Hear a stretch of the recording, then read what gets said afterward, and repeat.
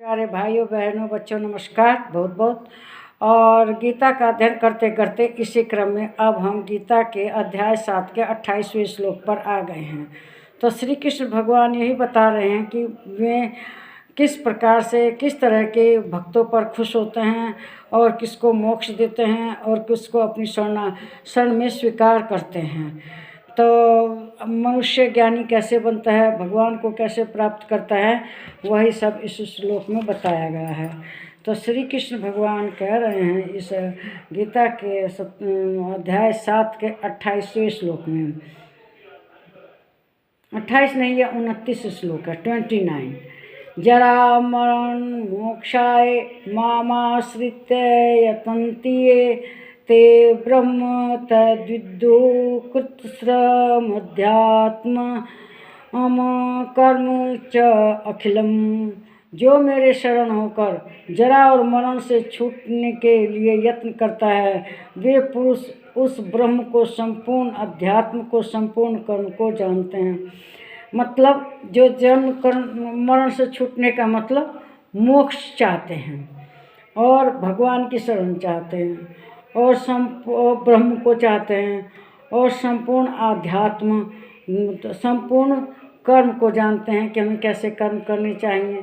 तो पीछे के श्लोक में श्री कृष्ण भगवान ने बताया है कि मनुष्य को कर्म यज्ञ के स्वरूप करना चाहिए, उसके कर्म एकदम पवित्र हो यज्ञ के समान, और वह यज्ञ ब्रह्म को समर्पित होने चाहिए। तो वही श्री कृष्ण भगवान कह रहे हैं कि मुझे यानी कि कृष्ण को जो प्राप्त करना निरंतर करना है तो उसको निरंतर प्रयास करना होगा। जन्म से लेकर वृद्धावस्था तक मृत्यु के समय भी कृष्ण को ही प्राप्त करने का प्रयास करना चाहिए। कहना कृष्ण को जैसे मरते समय उनका नाम उनका ध्यान रहेगा तो आदमी उनकी शरण में जाएगा, मोक्ष होगा। एक किसी तरह महापापी था, उसने अपने बेटे का नाम नारायण रख रखा था। तो जब यम के दूत उसे लेने के लिए आए तो लगा वो अपने लड़के को बुलाने लगा, नारायण नारायण नारायण। तो नारायण भगवान यानी कि कृष्ण भगवान ने समझा कि वह मुझे पुकार रहा है, और मरते समय जिसके मुँह से नारायण शब्द निकल जाए वह तो ज़रूर सुनेंगे। तब उन्होंने अपने दूतों को भेजा और उसे यमदूतों से बचाया। इस तरह से वह बच गया और उसने पूरी आयु जी और पूरी आयु करके फिर कृष्ण भगवान के शरणागत हो गया। तो इसलिए मरते समय भी कृष्ण को पाने का प्रयास करना चाहिए। और कृष्ण को पाने के लिए क्या करना है, उनका स्मरण करना है, उनका नाम लेना है। तो इस तरह से पापी आदमी का भी उद्धार हो जाता है जब वह भगवान का अंत समय में नाम लेता है। तो वे ही कहते हैं कि मृत्यु के समय तक भी मनुष्य को उन्हें पाने का प्रयास करते रहना चाहिए। तो ब्रह्म ज्ञान और कृष्ण ज्ञान प्राप्त करते रहना चाहिए।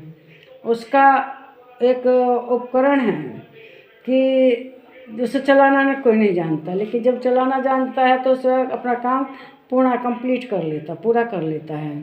तो जब भगवान के नाम का ज्ञान हो जाए तो उस भगवान के नाम का हमेशा स्मरण करना चाहिए और उनके आश्रय में रहना चाहिए, उनके समर्पित रहना चाहिए और इस तरह से भगवान का पूजन करना चाहिए। इस वीडियो को लाइक करें, शेयर करें, इस पर कमेंट करें, मेरे चैनल को सब्सक्राइब करें।